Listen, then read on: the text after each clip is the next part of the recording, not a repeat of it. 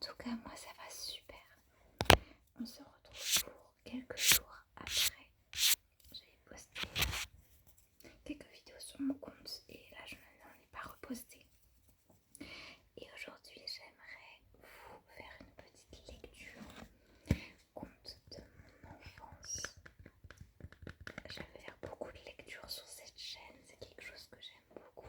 Je trouve ça très sympa, c'est très relaxant le soir, même pas forcément pour vous endormir, mais juste pour vous relaxer, pour ne pas prendre de tête et écouter une très belle histoire des contes. Donc ce conte il a un petit CD à l'intérieur, je ne vais pas vous le faire écouter, mais parce que c'est moi qui vais lire. Mais en fait il y a plusieurs contes dedans. Je sais pas encore lequel je vais choisir ce soir parce que je pense qu'il y en aura d'autres. Donc il y a tout ça. Il y a Jack et le haricot magique, la reine des neiges, Hansel et Gretel, Botane, la petite sirène, le chat Baudet et la belle et la bête. Moi j'ai trop envie, c'est de lire. En vrai, je pourrais commencer par le premier, mais j'ai trop envie de lire c'est Hansel et Gretel. Voilà, en ce moment j'ai trop envie de redécouvrir ce conte avec vous. Et je le trouve magnifique ce livre, je me suis dit c'est trop dommage de ne pas vous le faire part aussi. Et j'adore raconter des histoires. Je suis professeure des écoles, donc c'est d'ailleurs ma première année, l'année prochaine. Donc comme ça je m'entraîne un petit peu avec vous. Hansel et Gretel.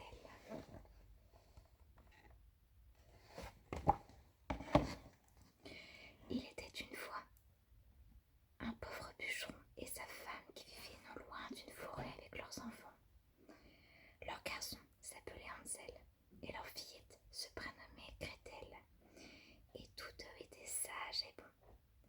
Or un jour, le bûcheron devint si pauvre que le pain vint à manquer, et il ne lui restait plus que la moindre piécette pour nourrir sa famille.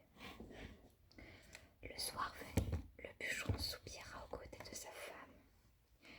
Qu'allons-nous devenir si je ne peux plus nous nourrir ? Eh bien, c'est très simple, dit sa femme qui était fort méchante. Nous laisserons demain Hansel et Gretel dans la forêt avec un kilo de pain, puis nous irons travailler et nous les abandonnons. Jamais nous retrouverons la maison. Mais je ne pourrai jamais faire une chose pareille, s'écria le père.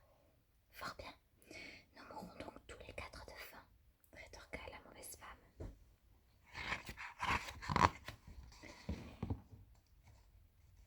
Et elle tourmenta tant et tant son mari qui finit par accepter l'affreuse proposition. Fort heureusement, pour eux, les enfants ne dormaient pas, dénaillés par la faim, et avaient tout entendu. Dès que leurs parents furent endormis, Hansel et Gretel... Hansel se glissa dehors et remarqua des petits cailloux blancs au sol qui brillaient comme des piécettes d'argent sous les rayons de la lune.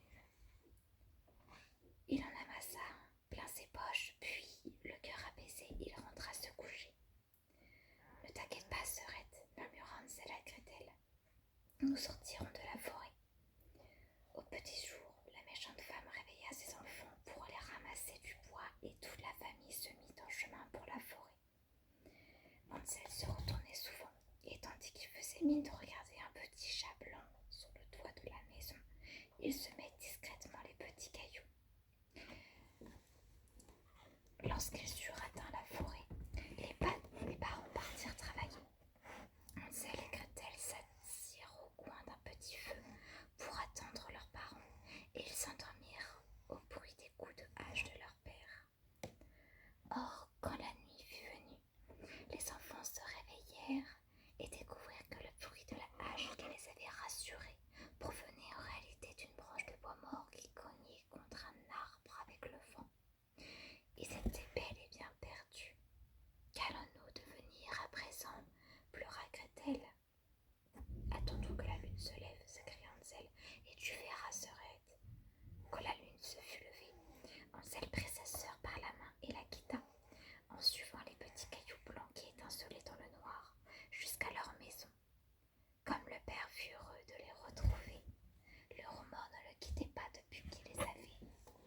laissés dans la forêt et il fut soulagé de les voir sains et saufs.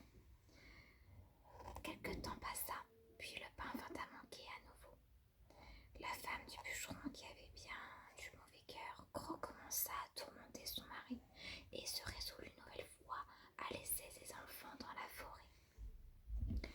Ce jour-là, la femme prit soin de fermer la porte de la maison si bien qu'un celle qui avait encore tout entendu avec sa sœur ne put aller faire une provision de petits cailloux blancs. Le lendemain, tandis qu'ils avançaient vers la forêt, Hansel émetta le petit morceau de pain qu'il avait reçu le matin. À défaut des cailloux, ils semèrent des miettes. Quand ils furent parvenus dans la forêt, les enfants s'assirent comme la fois précédente autour d'un petit feu et s'assoupirent doucement. Quand ils se réveillèrent à la nuit noire, Hansel rassura Gretel et retrouverait facilement leur chemin grâce aux miettes qui les avaient semées. L'as dans la lune fut levé et sur peau tourner dans tous les sens et ouvrir grand les yeux. Ils ne retrouvèrent pas les miettes. Et pour cause, les oiseaux les avaient mangés.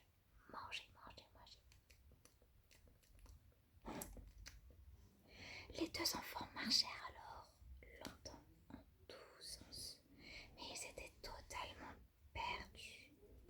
C'est le cœur lourd qu'ils s'endormirent au pied d'un arbre. Ils passèrent ainsi 2 jours entiers errés dans la forêt, cherchant désespérément leur chemin. Quand ils entendirent au matin du troisième jour un petit oiseau, et quand l'oiseau s'envola, qui chantait son chant était si délicieux qu'ils l'écoutèrent abaisser, et quand celui-ci s'envola, ils le suivirent. Celui-ci les mena dans une belle clairière où se dressait une maison extraordinaire. Cette maison ressemblait à un conte de fées, et tout en elle n'était que friandises. Les murs étaient de nougat, le toit de pain d'épices et les fenêtres étaient en sucre candi. Et quand on s'approchait au plus près, on découvrait que la porte était de pralines, les volets de pâte d'amande et qu'il coulait des gouttières une pluie de chocolat. Tout pouvait se manger, se savourer, se grignoter, et les enfants affamés accoururent vers elle. Je vais manger un petit morceau du doigt, s'écria Hansel en décrochant une tuile de pain d'épices. Et toi, Gretel, je te conseille de prendre un petit peu de ces délicieuses fenêtres. Les deux petits s'en donnèrent à cœur joie et mangèrent tout avec délice. Soudain, une petite voix se fit entendre. Croc, croc, croc, ma maisonnette qui la grignote. C'est le vent, le céleste enfant, répondirent Hansel et Gretel sans cesser de manger.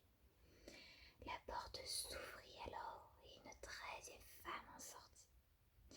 Eh bien, mes petits, que faites-vous seuls dans cette forêt? Oh, entrez, que je vous nourrisse, que je vous soigne et vous blanchisse. Et la vieille femme leur prépara un merveilleux repas de crêpes et de miel, et les fit ensuite dormir dans de jolis petits lits blancs. Ils se seraient crus au paradis, mais la vieille femme était en réalité une affreuse sorcière. De bon matin, elle réveilla Hansel et le jeta dans une cage à l'étable. Puis elle alla secouer Gretel et lui ordonna de préparer à manger pour son frère. Désormais, tu lui cuisineras de bonnes choses, car je veux qu'il soit bien gras pour le manger. Tous les matins, la sorcière qui n'y voyait goutte demandait à Hansel de lui tendre un doigt à travers les barreaux pour le tâter et savoir. Petite photo.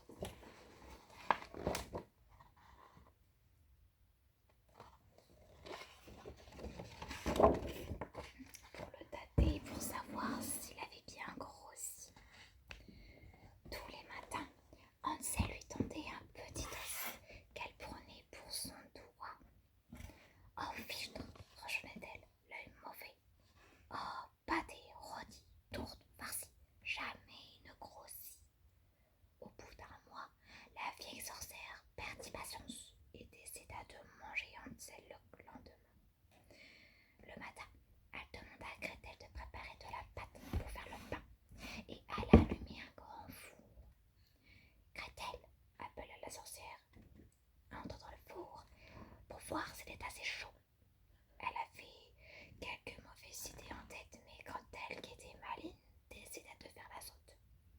Je ne sais comment faire. Idiote, regarde-moi. J'entre dans le four et... Ah. La sorcière n'eut pas le temps de finir sa phrase, car Gretel avait poussé dans le four et refermé la porte. Vite, elle alla délivrer son frère et en explorant la maison de la sorcière, Hansel et Gretel découvrirent des coffres remplis de perles et de pierres précieuses. C'est encore mieux que les cailloux, dit Hansel en riant, et vite, il en amassa plein ses poches. Gretel fit de même, et ils allèrent promptement. Petit à petit, en marchant, ils s'approchèrent de la lisière de la forêt et retrouvèrent avec joie le chemin de leur maison. Leur père les accueillit en pleurant de joie, car il avait perdu le goût de vivre depuis leur départ. Leur méchante